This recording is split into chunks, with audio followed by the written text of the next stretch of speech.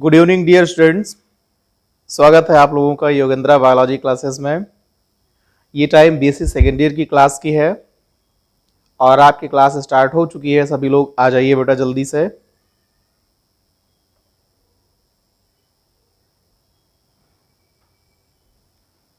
और एक बार सभी लोग हिंट कर दीजिए, क्या हमारी आवाज पहुंच रही है बेटा आप लोगों तक? आवाज पहुंच रही हो सभी लोग इन्फॉर्म कीजिए।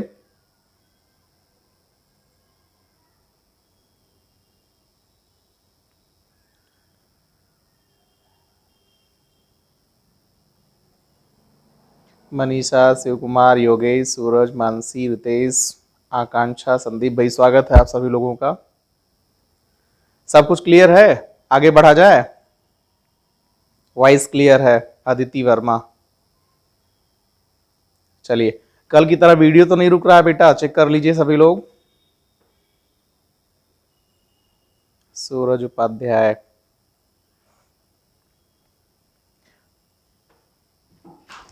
भाई रिस्पांस आप लोगों का अच्छा आ रहा है, बढ़िया है।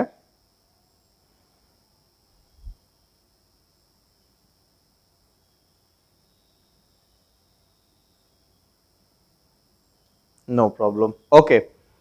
तो ठीक है, हम लोग जहां कल स्टॉप किए थे, नेटवर्क की वजह से, नेटवर्क प्रॉब्लम की वजह से स्टॉप करना पड़ा था, आज वहां से हम लोग आगे की तरफ बढ़ते हैं। ठीक है, तो हम लोग देखिए, ये तीसरा पॉइंट आपके सामने हेडिंग के रूप में पड़ा हुआ है, रूट। इसके बारे में हमें डिस्कशन करनी है आज। यहां से ये रूट, और आप सब जान चुके हैं टॉपिक क्या है। आप टॉपिक में स्टडी कर रहे हैं टैक्सोनॉमी, और ये टैक्सोनॉमी किससे रिलेटेड है? एंजियोस्पर्म से, है ना, एंजियोस्पर्म ये। और हमने स्टार्ट किया हुआ फैमिलीज ऑफ फ्लावरिंग प्लांट्स। इसका मतलब यह है कि जो भी फैमिली है, जैसे कि ब्रेसिकेसी है गया, सोलोनेसी हो गया, है ना, ये तो हमने कल आपको बता दिया था। तो ऐसे रिलेटेड फैमिलीज जो आपके सिलेबस में रखे गए हैं, उन सारे फैमिलीज को हम लोग बाखूबी पढ़ेंगे बेटा। बस आप लोग साथ रहिए, मेहनत करते रहिए। हाँ, गुड इवनिंग, सबका स्वागत है भाई योगेंद्रा क्लासेस में। और सब लोग एक बार लाइक तो कर दीजिए भाई। चलिए, कमेंट्स हम कम पढ़ेंगे, कभी कभी देख लेंगे।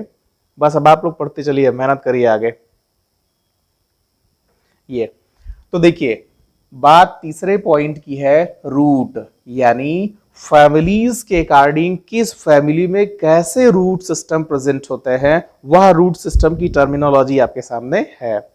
तो मेनली हम लोगों को यहां पर स्टडी करना है बेटा टैप रूट और एडवेंटिशियस रूट। अब इसको हम समझाएंगे आपको। चलिए आते हैं टॉपिक पर। ये देखिए, तो रूट समझने के लिए पहले हम लोगों को सीड समझ लेना चाहिए। ये सीड, ये हमने आपके सामने बना रखा है सीड। अब यही सीड जब जर्मिनेट होती है तो पहले अंडरग्राउंड पोर्शन का फॉर्मेशन होता है, देखिए ये, और फिर यहां से डेवलप होता है अपग्राउंड पोर्शन। ये देखिए, तो बेटा जो ये अंडरग्राउंड पोर्शन है, इसी अंडरग्राउंड पोर्शन को हम कहते हैं रूट, और अपग्राउंड पोर्शन को हम क्या नाम देते हैं बेटा? कल मैंने बताया था आपको, सूट, है ना। ये दो सिस्टम होते हैं जो कि सीड से डेवलप होते हैं। अब ध्यान देना है आपको, ये रूट जो पहली बार बनती है, इस पहली बार बने हुए रूट को प्राइमरी रूट कहते हैं। बस यही ध्यान दीजिएगा बेटा, यानी सीड जर्मिनेशन के बाद जो पहली बार रूट एराइज होती है रेडिकल से, हमेशा ध्यान दीजिएगा, इस रूट का फॉर्मेशन कहां से होता है? रेडिकल से। ये जो कि सीड में प्रेजेंट होती है, एम्ब्रियो में प्रेजेंट होती है। और सूट का फॉर्मेशन कहां से होता है? ल्यूम्यूल से। अब देखिए, एक एक पॉइंट पर बेटा ऑब्जेक्टिव क्वेश्चन भी रहेगा। आप चाहे डिस्क्रिप्टिव सॉल्व करना हो या ऑब्जेक्टिव सॉल्व करना हो, दोनों के लिए तैयारी लेकर के चलेंगे, आगे बढ़ेंगे। मतलब किसी को भी हमें कमजोर नहीं मानना है, जो भी सामने आए सॉल्व करते हुए चलिए। पूछ लिया जाता है कि पौधे में रूट का फॉर्मेशन एम्ब्रियो के किस पार्ट से होता है, तो हमारा आंसर हो जाता है रेडिकल से रूट का फॉर्मेशन होता है। यहां पर आप आर स्क्वायर कर सकते हैं समझने के लिए, क्योंकि आर से रूट हो जाएगा और आर से रेडिकल हो जाएगा, जो आपको भूलेगा ही नहीं, याद हो जाएगा। अब यहां पर सूट है, तो सूट का फॉर्मेशन कहां से हो गया बेटा, प्लीम्यूल से हो गया है। अब देखिए, जो पहली बार रूट एराइज हो रही है, इस रूट को हम क्या कहते हैं, प्राइमरी रूट कहते हैं। इसी प्राइमरी रूट की ग्रोथ में ब्रांचेस डेवलप होते हैं। देखिए ऐसे साइड में ब्रांचेस डेवलप होते हैं, ये इस तरह से ब्रांचेस डेवलप होते हैं। तो जो दोबारा बनते हैं, उस दोबारा बनने वाले रूट को हम क्या नाम देंगे, सेकेंडरी रूट, है ना, ये सेकेंडरी। तो primary, secondary, tertiary, quaternary and so on, ऐसे ही रूट का फॉर्मेशन कंटिन्यू होता चला जाता है। अब यहां पर हम आपको समझाते हैं कि आखिर रूट को टैप रूट या रूट को एडवेंटिशियस रूट कब कहते हैं, ये समझिए। तो देखिए, जब इस प्राइमरी रूट की ग्रोथ कंटिन्यू चलती रहे, स्टॉप ना करे। देखिए, यह प्राइमरी रूट ग्रो करती जाए और भी जमीन के अंदर गहराई में वाटर और फूड के सर्च में ग्रो करती जाए, इसके ब्रांचेस बने, ऐसे secondary, tertiary, multiple root system rise हो, लेकिन प्राइमरी रूट की ग्रोथ कभी स्टॉप न हो। यहां पर हम लिख देते हैं ग्रो कंटिन्यू, ये कंटिन्यू। अच्छा, किसकी ग्रोथ कंटिन्यू हो रही है वो आपको माइंड में रखना है, प्राइमरी जो पहली बार डेवलप हुई थी। तो ऐसे रूट सिस्टम को हम कहते हैं क्या, टैप रूट, ये याद रखिएगा। बात समझ में आई, यानी पहले बने रूट को प्राइमरी रूट कहते हैं। यदि इस प्राइमरी रूट की ग्रोथ कंटिन्यू होती जाए, बहुत गहराई में चली जाए, ग्रोथ स्टॉप ना हो जनरली, तो ऐसे रूट सिस्टम को हम टैप रूट और हिंदी में उसे मूसला जड़ कहते हैं। याद रखिएगा बेटा, मूसला जड़, ऐसे ही। बस इतने सिस्टम आपको याद रखने हैं। तो एक सिस्टम आपके समझ में आ गया, जो यहां पर देखिए रखा हुआ है। पहला रूट सिस्टम कौन सा है, टैप रूट है। अब यहीं पर हम एक पॉइंट और आपको बता देंगे कि ये जो टैप रूट सिस्टम है, ये एक्चुअल में डाइकॉट प्लांट का कैरेक्टर होता है। ये यहां पर एक बेस आपको मिल जाएगा कि आखिर डाइकॉट फैमिलीज जो भी हैं उसमें कैसा रूट सिस्टम होता है। तो हमारा आंसर हो जाएगा उसमें टैप रूट सिस्टम होता है। ठीक है ना, सभी लोग खुश रहिए, मस्त रहिए भाई नमन जी। चलिए कमेंट्स भी करते रहिए, बीच बीच में हम देखते रहेंगे ना कि आप कमेंट कर रहे हैं। चलिए बेटा, नोट्स जरूर बनाइएगा। जब तक आप इस वीडियो का नोट्स नहीं बनाएंगे, हाँ ऐसा भी कर सकते हैं कि अभी आप लाइव क्लास ले रहे हो, कोई बात नहीं, इसको पढ़ते चले जाइए, लेकिन दोबारा आपको वीडियो देखना पड़ेगा और तब वीडियो को रोक करके पहले नोट्स बनाएंगे, फिर देखेंगे, फिर रोक करके नोट्स बनाएंगे, ऐसा जरूर करेंगे। क्योंकि बीएससी सेकेंड ईयर का सिलेबस बहुत लेंदी होता है बेटा। हमने आपको सिलेबस सेंड कर दिया था ग्रुप में, उस सिलेबस को आप बहुत अच्छे से देख लीजिएगा। ठीक है बेटा, चलिए आगे आ जाइए। तो एक रूट सिस्टम हम लोग समझ गए। अब टैप रूट किस में होता है, डाइकॉट में होता है। तो जो दूसरा यहां पर सिस्टम बच रहा है, वो दूसरा क्या है, देखिए ये है एडवेंटिशियस, है ना। अब इसका क्या मतलब होता है, देखिए एडवेंटिशियस को फाइब्रस रूट भी कहता है। यहां पर मैं नोट कर देता हूं, एडवेंटिशियस रूट को फाइब्रस रूट भी कहते हैं। अब फाइब्रस, ये बात समझ में आ गया होगा, जो ब्रूम के जैसा होता है, जो झाड़ू के जैसा होता है, जिसमें बहुत से फाइबर होते हैं। अक्सर आप देखेंगे धान, गेहूं, मक्का, बाजरा, ये सब ऐसे पौधे हैं कि इनको अगर नमी है मिट्टी में, सॉइल में, तो उनको आप पुल कीजिए, उखाड़िए, तो आप पाएंगे कि वो बहुत आसानी से जमीन से बाहर आ जाता है, क्योंकि उनकी जो रूट है वो बहुत गहराई तक नहीं गई होती है। इसलिए उस रूट को बेसिकली हम क्या कहते हैं, फाइब्रस रूट कहते हैं या एडवेंटिशियस रूट कहते हैं। ठीक है ना। अब मैं आपको समझाऊंगा फिगर से एडवेंटिशियस रूट एक्चुअल में क्या होता है। बेटा देखिए, यहां भी हम लोग सीड की बात करेंगे। देखिए यही सीड है, सीड मैंने बनाया, और सीड से एराइज्ड जो रूट है, जो पहली बार एराइज होगा, इसे हम बोलेंगे प्राइमरी रूट, और यहीं से एराइज होता है शूट सिस्टम। ये हमने आपको पहले बता दिया, फिर भी लिखना जरूरी है। ये शूट है और अंडरग्राउंड रूट सिस्टम है। अच्छा, जो पहली बार रूट एराइज होता है उसे कहते क्या है, याद हो गया होगा आप लोगों को, प्राइमरी रूट कहते हैं। अब इसमें क्या होता है कि प्राइमरी रूट की ग्रोथ कुछ एक लिमिटेड ड्यूरेशन के बाद स्टॉप हो जाती है। फिर क्या होगा, इसमें सेकेंडरी रूट एराइज होंगे, ऐसे टर्शियरी एराइज होंगे, है ना। मतलब बहुत ढेर सारे रूट सिस्टम थोड़ी ही एरिया में डेवलप होते हैं, लेकिन प्राइमरी रूट की ग्रोथ सस्पेंड हो जाती है। मैं यहां पर लिख देता हूं, suspend the growth of primary root system, ये याद रखिएगा। यानी प्राइमरी रूट जो है वो उसकी ग्रोथ स्टॉप कर जाती है, लेकिन इसमें सेकेंडरी, टर्सरी, क्वार्टरनरी और उसके आगे के सारे रूट सिस्टम बनते रहते हैं। तो ऐसे रूट में हम देखेंगे जिसकी गहराई बहुत ज्यादा नहीं होती है, बहुत कम एरिया को कवर करता है, ऐसे रूट सिस्टम को हम मेनली कहते हैं फाइब्रस रूट, है ना। और इसी फाइब्रस रूट को आपने देखा होगा, आगे लिखा हुआ था एडवेंटिशियस, ये एडवेंटिशियस या टीटीएस, जैसा भी आप पढ़िए, आपको पढ़ना है, एडवेंटिशियस रूट कहते हैं। अब ये समझना है जो बहुत इंपॉर्टेंट कैरेक्टर है कि एडवेंटिशियस रूट किस प्लांट ग्रुप की कैरेक्टरिस्टिक है बेटा, मोनोकॉट।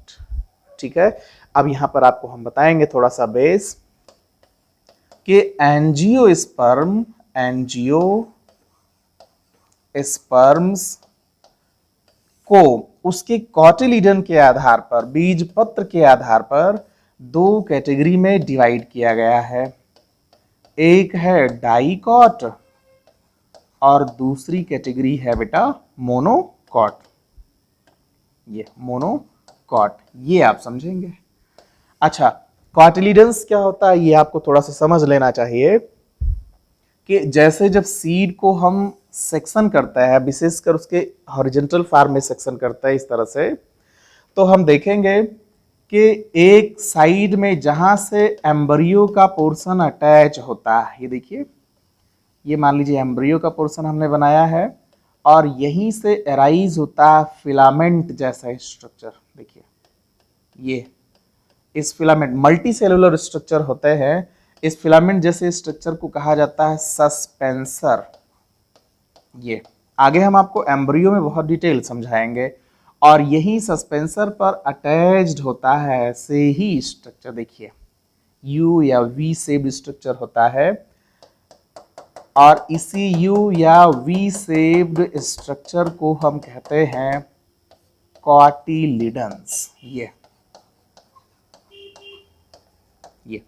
अब कितने कॉटिलिडन है, देखिए यहां पर फर्स्ट और ये हो गया सेकंड, कितने कॉटिलिडन्स हो गए, 2।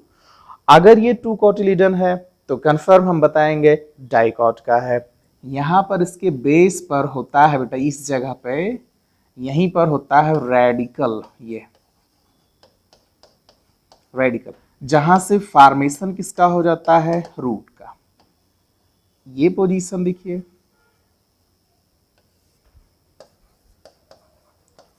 प्ल्यूम्यूल, है ना, और प्ल्यूम्यूल से फॉर्मेशन होता किसका है बेटा, सूट का। ये अब इस टोटल स्ट्रक्चर को जो हमने आपके सामने बनाया हुआ है, यह एक्चुअल में किसका स्ट्रक्चर है, एम्ब्रियो का स्ट्रक्चर है। और यही एम्ब्रियो का स्ट्रक्चर प्रेजेंट किसके अंदर होता है, सीड के अंदर। तो जब भी कॉटिलिडन्स 2 होंगे तो डाइकॉट, 1 होगा तो मोनोकॉट बताया जाएगा। ठीक है ना, बहुत अच्छी बात है।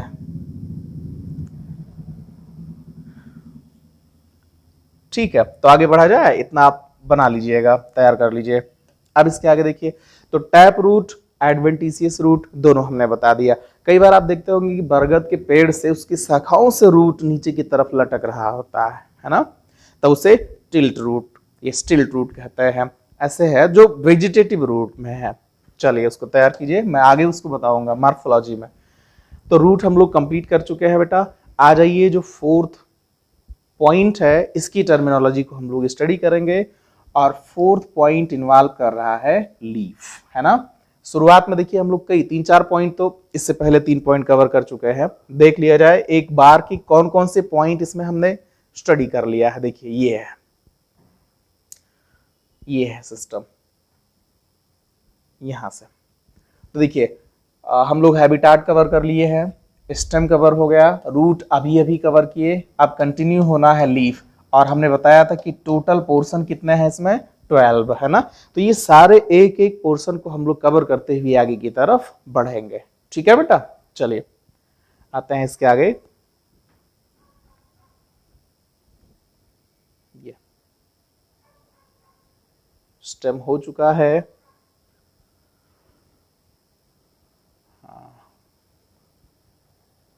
ये लीफ यहां से तैयार करेंगे हम लोग ये।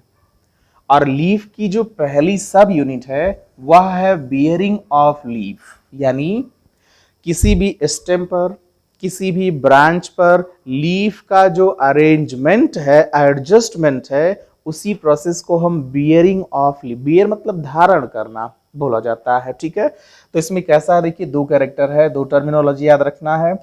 एक है कॉलाइन और दूसरा है रैमल। कॉलाइन के लिए क्या बोला है, ऑन स्टेम।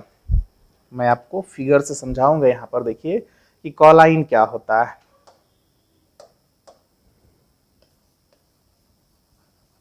कॉलाइन ये, इसे हमें देखना है कि वो लीफ जो डायरेक्टली स्टेम से राइज्ड हो, यहां से वो लीफ जो डायरेक्ट स्टेम से राइज्ड हो,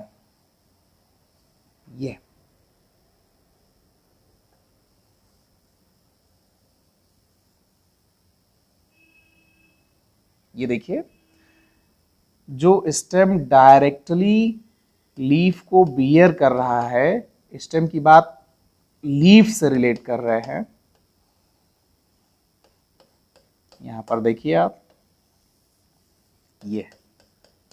तो ऐसे लीफ सिस्टम को हम कहते हैं कॉलाइन, हमेशा याद रखिएगा। अब सीधे इसको डिफाइन कर सकते हैं, the leaf that directly attached to the shoot is simply termed as कॉलाइन in case of taxonomy, है ना। बहुत आसान है कि जो डायरेक्ट स्टेम से अटैच है उस लीफ को हम कॉलाइन कहता है। तो फिर रैमल क्या होता है, यहां पर दूसरा पॉइंट हम इन्वॉल्व कर देते हैं। रैमल क्या होता है, तो रैमल में फिर थोड़ा सा चेंज यहां पर यह है कि वो लीफ जो ब्रांच पर जाकर जुड़ी हो, ये देखिए साइड में हम ब्रांच बना दे रहे हैं ये। अब इस ब्रांच पर जो लीफ राइज होती है ये, अब बहुत ज्यादा बनाने की जरूरत नहीं है, इसको हम बता देते हैं। सेंटर में क्या है, ये स्टेम है, ये क्या है बेटा, ब्रांच है, और ये बनाया हुआ लास्ट का स्ट्रक्चर क्या हो गया, लीफ हो गया। तो हम देख पा रहे हैं कि जो लीफ ब्रांच पर अटैच होती है उसे हम टैक्सोनॉमी के केस में रैमल कहते हैं। ठीक है ना। तो अक्सर देखिए आम, नीम, महुआ, इन सब में दोनों जगह पर लीफ राइज होता है, उसके स्टेम पर भी और उसके ब्रांच पर भी। तो ये कह सकता है टैक्सोनॉमी में जिस पर लीफ, ब्रांच और स्टेम दोनों पर है, उस पौधे को कॉलाइन एंड रैमल दोनों कैटेगरी में रख देंगे। ठीक है बेटा, चलिए इसके आगे बढ़ते हैं हम लोग। तो ये 2 पॉइंट कवर हो गया। अब आ जाएंगे फिलोटैक्सी। ये फिलोटैक्सी, इसी को थोड़ा सा डिफाइन कीजिए। फिलो मतलब क्या समझते हैं आप, लीफ हो गया, और टैक्सी मतलब भी एक ही बात। देखिए टैक्सी मीन्स क्या होता है, कैरी। ये भी है लीफ का अरेंजमेंट। अब वो बियर मतलब धारण करना, ये कैरी मतलब यहां पर ये समझना है कि कैरी कर रहा, तो तरीका क्या है कैरी करने का, वो हमें यहाँ पर समझ लेना है। तो पहली कैटेगरी यहाँ पर क्या है बेटा, देखिए अल्टरनेट, दूसरी है अपोजिट और तीसरी है व्हर्ल। मैं आपको फिगर से समझाता हूं। ये देखिए पहला है अल्टरनेट, तो वो टर्म हम यहां पर नोट करते हैं, अल्टरनेट। ये फिगर आप देखते ही समझ जाएंगे। देखिए एक लीफ, दूसरी लीफ, तीसरी लीफ, है ना बेटा, ऐसे ही।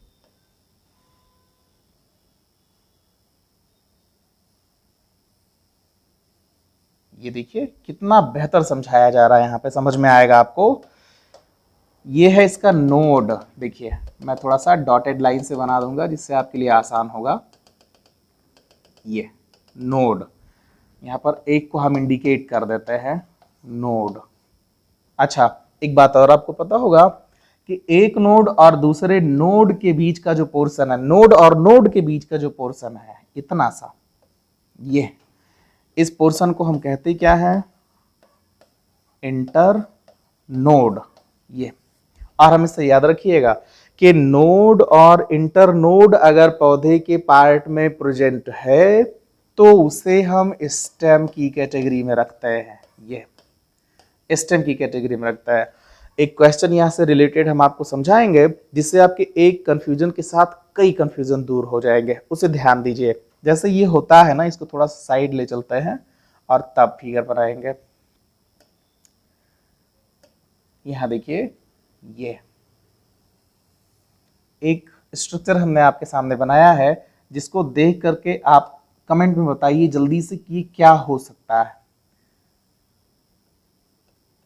अब इसका नाम हम नहीं बता रहे हैं, ये आपको बताना है कमेंट करके कि ये छोटा सा फिगर क्या हो सकता है। देखिए सभी लोग बहुत ध्यान से देखिए और कमेंट करके बता दीजिए ये है क्या। चलिए अब हम इसको जल्दी से बता देते हैं, टाइम चूंकि नहीं किल करना है। पोटैटो, ये पोटैटो हमने बता दिया है। अब ये जो हमने छोटा लाइनिंग यहाँ पर बनाया हुआ छोटे छोटे, यही लाइनिंग एक्चुअल में क्या है, नोड है। और दो नोड के बीच का जो एरिया हो गया बेटा, इसे क्या बोल देंगे, इंटर नोड बोलते हैं। ये है ना।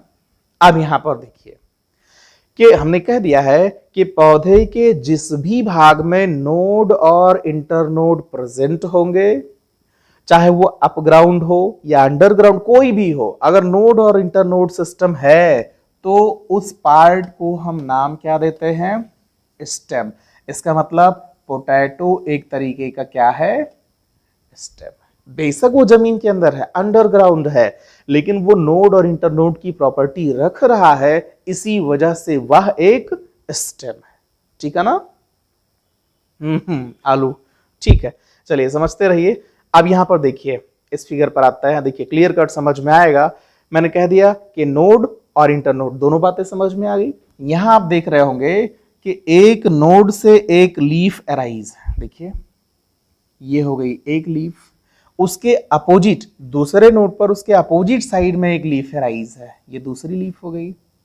तीसरे अगले नोड पर उसके अपोजिट साइड में है। मतलब आप देख पा रहे होंगे, अब सब पे बनाने की जरूरत नहीं है, कि पहले नोड पर अगर लेफ्ट हैंड साइड पर है लीफ तो दूसरे नोड पर राइट हैंड साइड पर है। मतलब दोनों आप देख रहे होंगे, एक के बाद दूसरा, तीसरा, चौथा इस डायरेक्शन में है। तो ऐसे अरेंजमेंट को हम क्या बोल देंगे, अल्टरनेट। ये आपके माइंड में सेट हो जाएगा कि अल्टरनेट कहने का मतलब ये हो ही गया है कि एक के बाद दूसरा, तीसरा, चौथा इस तरह का अरेंजमेंट होता है। ठीक है ना बेटा। समझ में आए तो आप रिस्पॉन्स जरूर दीजिए। Thank you sir, Verma sir. चलिए अब इसके आगे की बात हम लोग करेंगे। देखिए दूसरा पॉइंट क्या है, अपोजिट। और अपोजिट के लिए फिगर हम आपके सामने ड्रा करते हैं। देखिए पहले तो उस टर्म को हम यहां पर नोट कर देंगे जिसके बारे में हम लोग डिस्कस करने चल रहे हैं। ये है अपोजिट। फिगर देख करके आपको जस्ट समझ में आ जाएगा। ये देखिए one leaf, second leaf, third leaf, है ना। ये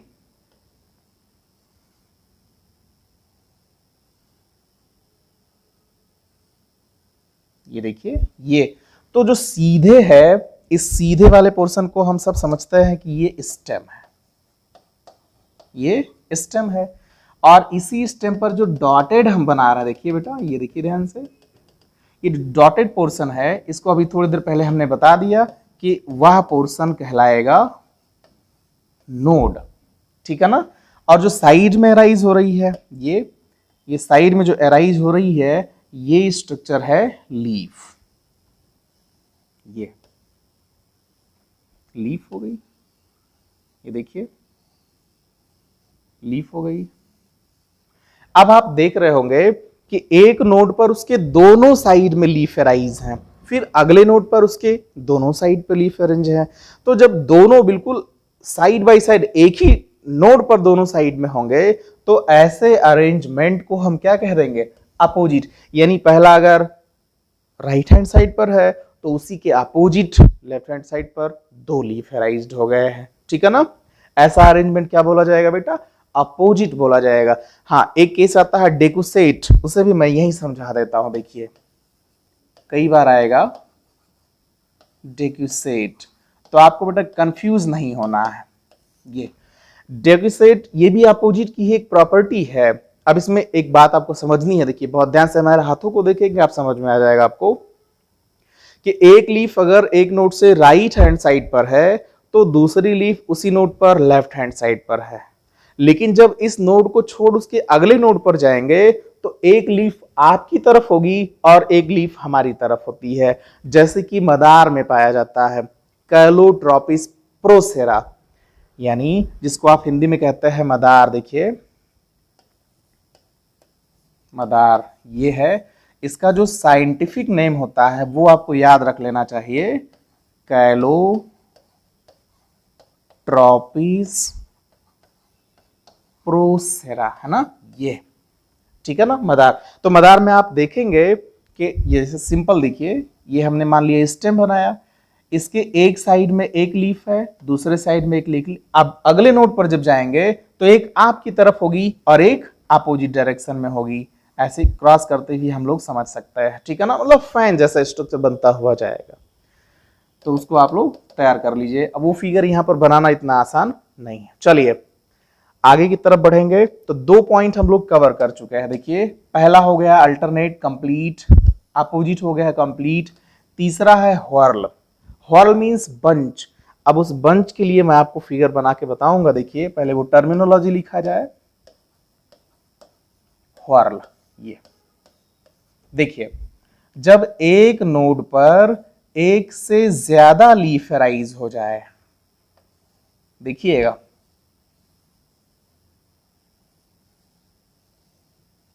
बहुत ध्यान से देखेंगे आपको तुरंत समझ में आएगा। देखिए ये हमने बनाया है एक लीफ, ऊपर की तरफ यहां दूसरी लीफ हमने बना रखा है, इस साइड में भी एक और लीफ है देखिए, और यहां भी एक लीफ है, देखिए ये लीफ। और ये जो सेंटर है इसका, ये जो सेंटर है, इस सेंट्रल पॉइंट को हम नाम देंगे इसका नोड। ये जो सेंट्रल पॉइंट हो गया है बेटा, इस सेंट्रल पॉइंट को नाम क्या देंगे हम, नोड। अब आप देखेंगे कि एक ही नोड पर चार या उससे ज्यादा पत्तियां अराइज हो सकती हैं, ऐसे ग्रुपिंग वाले कैटेगरी को हम व्हर्ल कहते हैं, है ना। तो लीफ के अरेंजमेंट की जो कैटेगरी है तीन, अल्टरनेट, अपोजिट और व्हर्ल, आपके माइंड में हो जाना चाहिए। और तब जब हम फैमिली समझाएंगे आपको, कहेंगे कि एक फैमिली है जिस फैमिली में लीफ का अरेंजमेंट अपोजिट होता है, तो आपके माइंड में तुरंत आ जाएगा अच्छा अपोजिट का मतलब एक नोड पर दोनों डायरेक्शन में पत्तियां होनी चाहिए। तब हमें वहां नहीं समझाना होगा आपको, ठीक है ना। हाँ बिल्कुल बिल्कुल ठीक है बेटा। आज देखिए वाचिंग मेंबर आपके कम है, मैंने कहा बढ़ाइए उसको, ज्यादा कीजिए, तब तो अच्छा लगता है ना। कोई बात नहीं, धीरे धीरे माहौल बनेगा।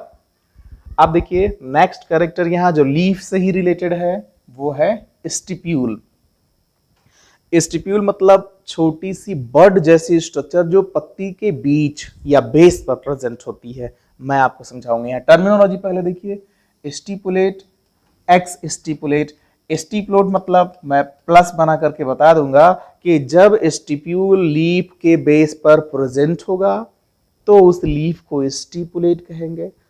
एक्स मतलब गायब, एग्जिट, इसे हम माइनस से समझ लेते हैं कि ऐसी लीफ जिसके बेस पर स्टिप्यूल न पाई जाए उसे एक्स स्टिपुलेट की कैटेगरी में रखते हैं। फिगर से देखिए, यहां से ये, तो पहले हम लोग एक लीफ बनाएंगे। जैसे देखिए, लीफ को थोड़ा सा उसी के कलर में रखना चाहिए। ये देखिए, यहां से हम लोग बनाएंगे ये लीफ।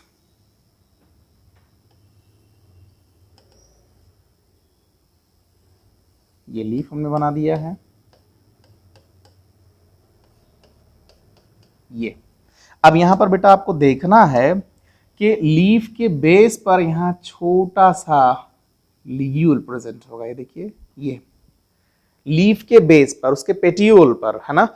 अब पेटियोल मैंने एक टर्म ले लिया है, नाम यहां यूज कर लिया है, तो पेटियोल हमें समझना होता है। देखिए, ये जो लंबी सी स्ट्रक्चर होती है इसे हम मिड वेन कहते हैं। देखिए,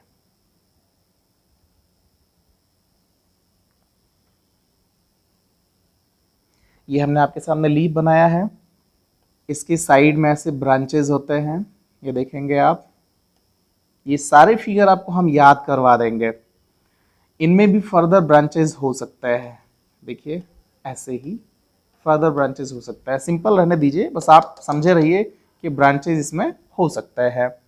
तो ये जो सेंटर में है बेटा, जो ब्रॉड है, देखिए ये तो जो बड़ा सा स्ट्रक्चर है, कलर चेंज करते हुए नोट करेंगे हम, इसे कहा जाता है मिड रिब। मिड रिब, ये मिड यानी पत्ती के बीचों बीच से होते हुए जो एक लाइन ड्रॉ होती है, उसी लाइन को हम मिड रिब कहते हैं, या फिर उसी मिड रिब का दूसरा नाम होता है बेटा वेन।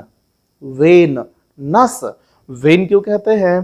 क्योंकि इसी वेन में प्रेजेंट होता है वैस्कुलर बंडल।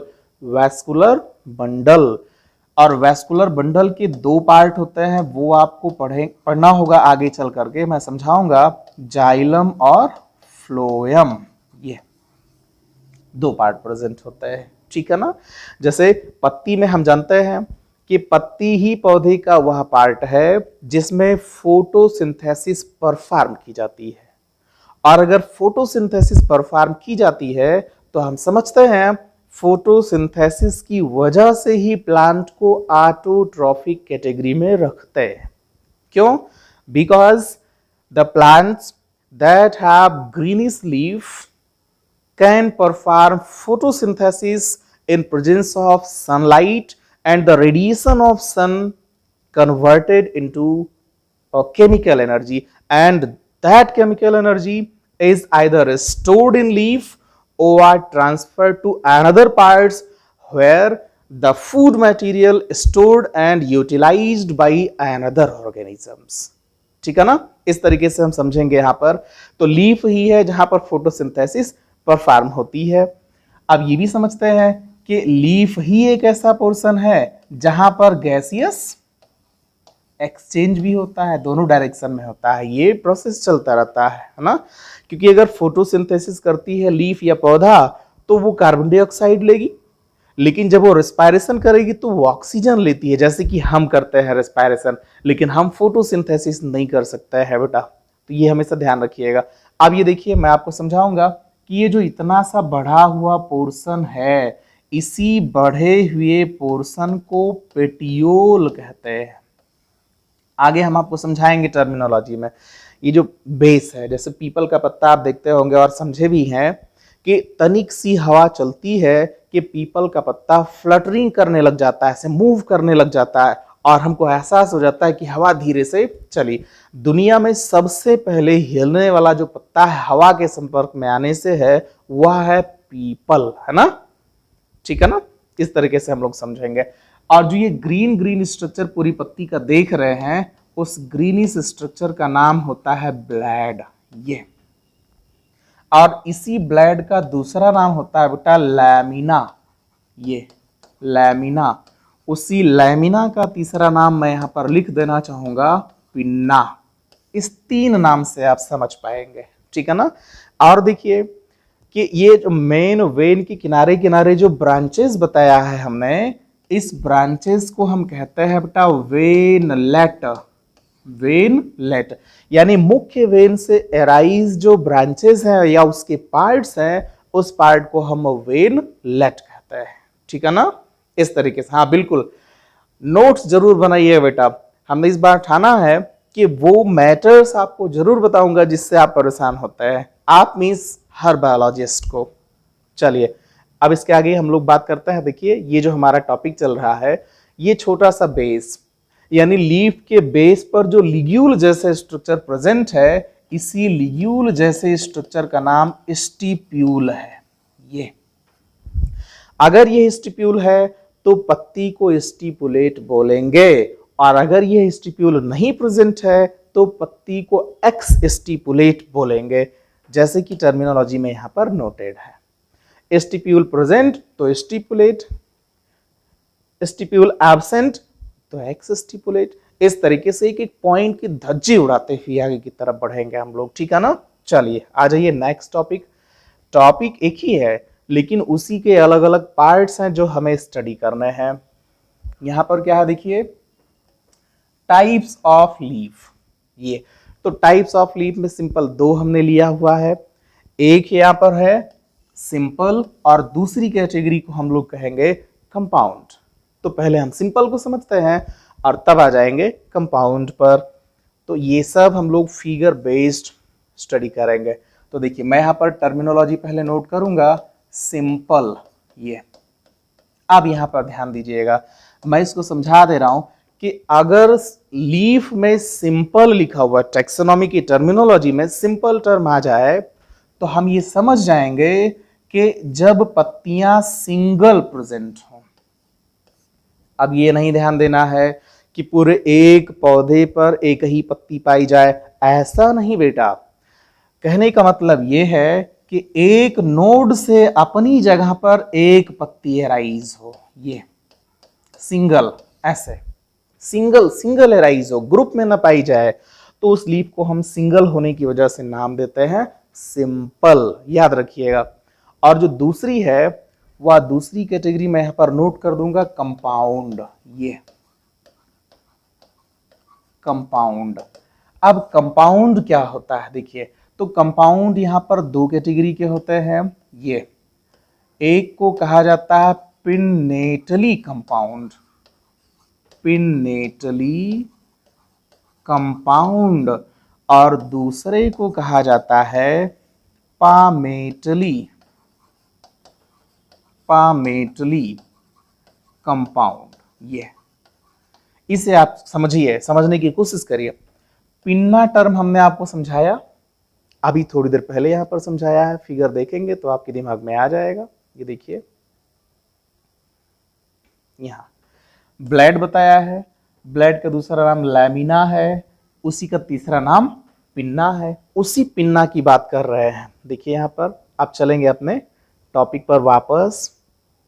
ये मैंने लिखा पिन्नेटली कंपाउंड। अब इसका सीधा सीधा सा मतलब हो गया, जैसे कि आप देखेंगे, उदाहरण में दे देते हैं। उदाहरण हम नीम में होता है, इमली में होता है, आंवला में होता है ना, ये सब तो कैसी पत्ती पाई जाती है, पिन्नेटली कंपाउंड। अब ये तो आप समझ गए कि किसमें पाई जाती है, लेकिन फिगर जब आप देखेंगे तो आप तुरंत समझ में आ जाएगा। देखिए ऐसे एक सेंटर में होती है लंबी सी स्ट्रैंड, और इस लंबे से स्ट्रैंड को कहा जाता है बेटा रैकिस, याद रखिएगा रैकिस। ये मिडरिब की तरह है पर मिडरिब नहीं है, क्योंकि मिडरिब लीफ में राइज्ड होता है बेटा। ये देखिए इसकी साइड में पत्तियां प्रेजेंट हो। ये अब इस पर आप देखेंगे तो ऐसी छोटी छोटे छोटे छोटे लीफ यहां पर अरेंज होता है। ये मैं सर्कुलर ना बना करके सिंपल बना देता हूं। देखिए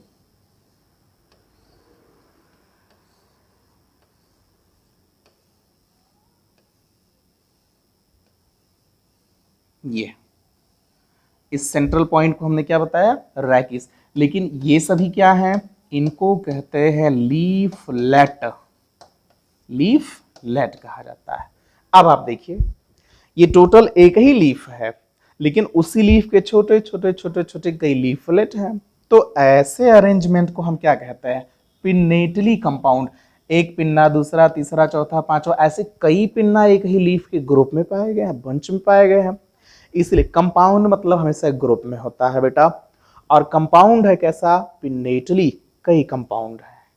लेकिन पामेटली, दूसरा यहां पर पाम आया हुआ, देखिए पाम, और इस पाम का मतलब होता है हथेली, ये हथेली, ठीक है।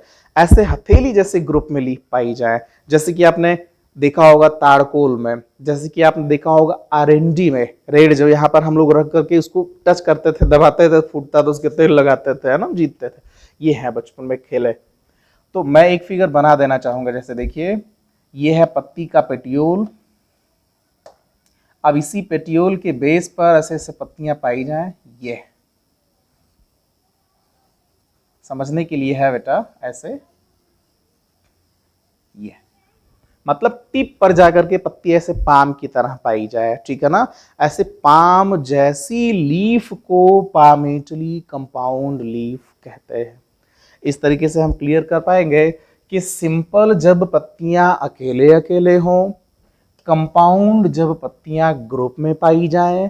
कंपाउंड की दो category, pinnately compound, palmately compound, जो कि क्लियर हो जाना चाहिए। क्या सबको समझ में आ रहा है, थम्स अप कीजिए बेटा। चलिए अब इसके आगे हम लोग बढ़ते हैं। देखिए ये क्या है, लीफ अटैचमेंट, लीफ अटैचमेंट। एक तो हमने आपको पहले बता रखा है, बस यहां पर समझना है, सेसाइल और पेट्यूलेट। जब लीफ के अटैचमेंट, ये हेडिंग आपको याद करने की जरूरत है ही नहीं, बस केवल उसके टर्मिनोलॉजी को याद करते हुए जाइए। सेसाइल और पेट्यूलेट क्या होते हैं बेटा, मैं पहले सेसाइल को समझाता हूं। देखिए तो वो टर्मिनोलॉजी पहले यहां नोट हो जाना चाहिए। सेसाइल ये क्या होता है, देखिए ये हम आपके सामने स्टेम बना रहे हैं, देखिए, और स्टेम पर लीफ राइज होंगे,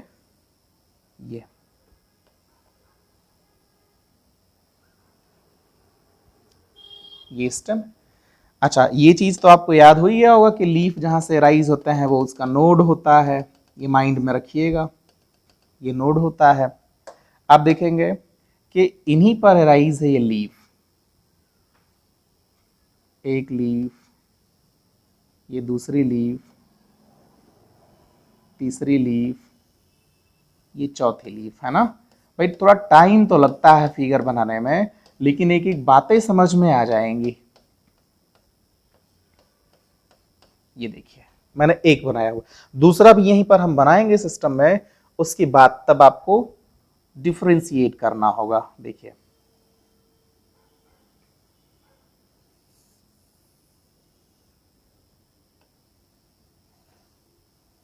ये देखिए ये चीज आपको हमने बताया ही है कि जहां से लीफ राइज होती है उसे हम नोड कहते हैं बेटा, ये है नोड हो गया। अब आएंगे देखेंगे कि इस पर यहां से लीफ राइज है, देखिए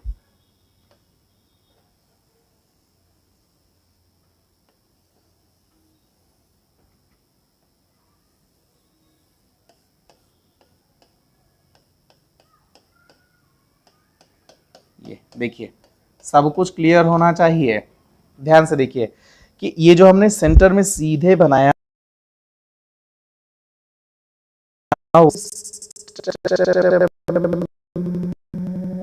लेकिन दोनों में डिफरेंस है बेटा। एक में आप देख रहे होंगे कि स्टेम के बाद ये लंबा सा डंठल है, स्टाक है, और उसी स्टाक को हम कहते हैं पेटियोल। ऊपर लीफ की फिगर में हमने आपको समझाया था, अगर लीफ के बेस पर पेटियोल है, यानी लीफ अपने पेटियोल के हेल्प से अटैच है अपने बेस पर, तो ऐसे अरेंजमेंट को हम क्या नाम देंगे, पेटियोलेट। याद रखिएगा, पेटियोलेट। ये क्योंकि पेटियोल है इसीलिए पेटियोल बोल रहे हैं, लेकिन दूसरे के केस में देखिए कोई पेटियोल नहीं है, लीफ डायरेक्टली स्टेम से अटैच्ड है, चिपका हुआ है, तो ऐसे अरेंजमेंट को हम क्या नाम दे देंगे? सेसाइल। ये बस सिंपल सा। भाई अगर पेटियोल की वजह से पेटियोलेट बोल रहे हैं तो पेटियोल ना होने की वजह से हम उसे सेसाइल कहते हैं। परफेक्टली याद हो जाना चाहिए। शिवशंकर जी यहाँ रिपीट नहीं कर पाएंगे बेटा, सॉरी इसके लिए। वीडियो को आप नेक्स्ट टाइम भी देख सकते हो। एक ही टर्म कितनी बार बोल रहे हैं तब भी। चलो आगे आइए। अब यहां पर क्या है देखिए, वेनेसन। ये है वेनेसन, और वेनेसन का मतलब होता है बेटा अरेंजमेंट ऑफ वेन्स। इसमें दो, ये तो बहुत पूछा जाता है, कई बार पूछ लिया जाता है कि डाइकॉट और मोनोकॉट उसके वेन के आधार पर कैसे होते हैं। तो वो दो टर्मिनोलॉजी आपको माइंड में रखनी है, एक है रेटिकुलेट और दूसरा है पैरेलल। रेटिकुलेट किसका कैरेक्टर है मैं यहां पर लिख देता हूं, डाइकॉट का, और पैरेलल किसका कैरेक्टर है बेटा? मोनोकॉट का। देखिए मैं वहीं पे लिख देता हूं, आप अपनी कॉपी में एज इट इज लिख लीजिएगा, ये जैसा आप चाहें, आप फ्री हैं, लेकिन बेटा तैयार जरूर कीजिएगा। डाइकॉट में कैसा वेनिसन होता है? रेटिकुलेट। मोनोकॉट में कैसा वेनिसन होता है? पैरेलल यानी समानांतर। तो मैं आपको फिगर बेस्ड समझाने की कोशिश करता हूं। चलिए तो पहले हम लोग रेटिकुलेट की बात कर लेते हैं। मैं यहां पर लिख देता हूं रेटिकुलेट। ये रेटिकुलेट लीफ क्या होती है, और इसका फिगर मैं आपके सामने रखता हूं। देखिए अभी थोड़ी देर पहले बनाया था हमने, ये है वेन लैमिना, ये उसके वेनलेट, और वेनलेट में कई हमने कहा ना ऐसे छोटे छोटे फर्दर ब्रांचेस डेवलप हो सकता है। ये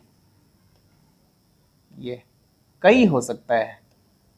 ये अब आप देखेंगे कि एक जो लीफ है इसका ये सेंट्रल पॉइंट है, इसे हम लोगों ने कह दिया है मिड रिब। मिड रिब, या उसी मिड रिब का दूसरा नाम हमने बताया था आपको, वेन होता है। तो उनसे एराइज्ड जो स्ट्रक्चर है इनका नाम क्या बताया था हमने बेटा? वेनलेट। ये वेनलेट बताया था। अब आप देखेंगे कि पूरी लीफ में नेटवर्क जैसा स्ट्रक्चर हो गया, जाल बन चुका है। और जब नेटवर्क बन चुका है तो इस लीफ को हम अगर टीयर करते, टीयर मीन्स फाड़ते हैं, तो टीयर करने पे पाएंगे कि जिग जैग मतलब टेढ़ा मेढ़ा लाइन बनेगा, क्योंकि ये जो वेन है वो जल्दी टूटते नहीं है और लैमिना टूटती हुई चली जाती है। तो ऐसे को हम कह सकते हैं हिंदी में जाल नुमा। ये हिंदी में आप आराम से याद कर पाएंगे कि अगर जाल बना हुआ है, नेटवर्क बना हुआ है, तो ऐसे वेनेसन को हम रेटिकुलेट वेनेसन कहते हैं। और रेटिकुलेट वेनेसन किस पौधे का कैरेक्टर है? डाइकॉट, जिसको हिंदी में कहते हैं द्विबीजपत्री, जिसमें दो कॉटिलिडन होता है। जैसे मटर को हम भिगोएं ना भिगोएं जैसा भी हो, जब भी हम उसे स्प्लिट करते हैं, तोड़ते हैं, तो दो भाग में, एक लेफ्ट हैंड एक राइट हैंड पर दो दाल बनती है, टूटती है। उसी दोनों कैटेगरी को हम कॉटिलिडन्स कहते हैं। ठीक है ना बेटा? इस तरीके से समझेंगे आप। तो रेटिकुलेट वेनेसन किसका कैरेक्टर है? डाइकॉट का। अब इसका एक उदाहरण ले लीजिए ना, एक नहीं बहुत ढेर सारे। आम हो गया, नीम हो गया, महुआ हो गया, पीपल हो गया, बरगद हो गया, ये सारी कैटेगरी कैसे रखता है? रेटिकुलेट के। लेकिन जो दूसरी कैटेगरी है, उस दूसरी कैटेगरी में कैसा वेनेसन है? पैरेलल वेनेसन है। और पैरेलल वेनेसन के लिए हम फिगर यहां पर सिंपल बनाते हैं। ये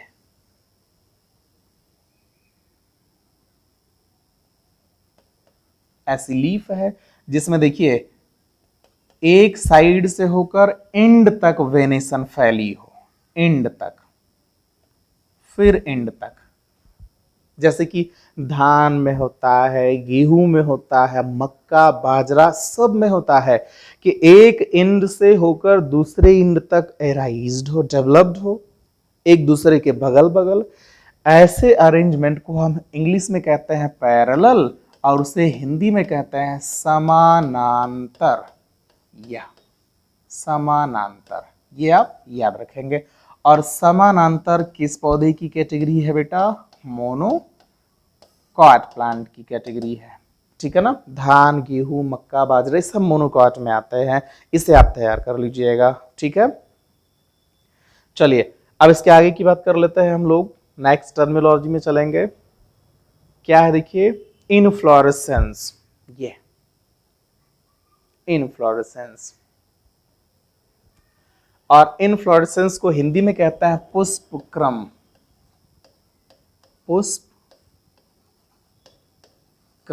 ये ठीक है ना। तो पुष्पक्रम की तैयारी हम लोग आज न करके कल करते हैं। आज हम लोग यहीं पर स्टॉप करना पसंद करेंगे, ठीक है ना। आज का क्लास कैसा लगा आप सभी लोग कमेंट्स में जरूर बताइएगा। और अगर कोई प्रॉब्लम होती है जो नहीं समझ में आता है तो उसको टाइम से आप पूछ भी सकते हैं जब आप मिलेगा आपको, ठीक है ना।